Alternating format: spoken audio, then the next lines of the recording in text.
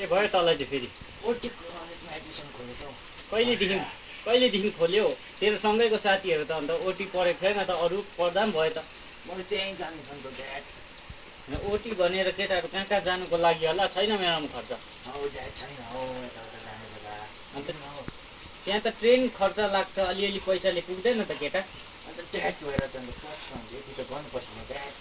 अहिलेको जमानामा पैसा जोगाउनुपर्छ हेर केटा हो ट्यापेहरू भएर मान्छेको छोराछोरीहरू ड्रग्सहरू युज गरिराखेको हुन्छ गाँजा खाइराखेको हुन्छ खैनी बेरी खाइरहेको हुन्छ हामी जस्तो गरिब दुखीले त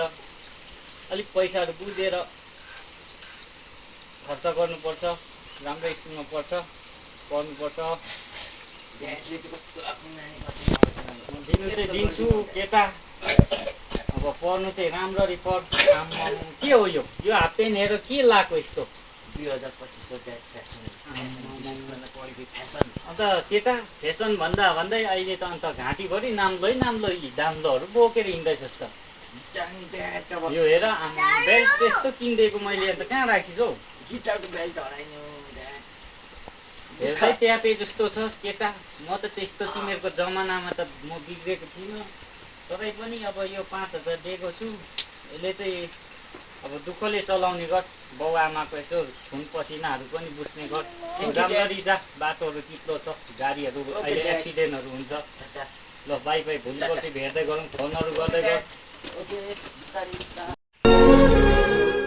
जब किसी से प्यार करते हैं तो दिन रात उसकी बातें करते हैं पर मैं तुमसे इतना प्यार करता हूँ माया कि बहन अन्त यस्तोहरू अघि खर्च लगेर चाहिँ कहाँ गएर अन्त यहीँ छ त अन्त यो फेरि को आमा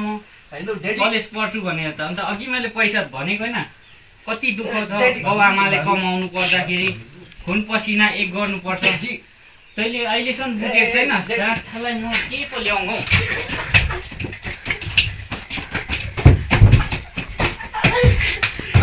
यो परेको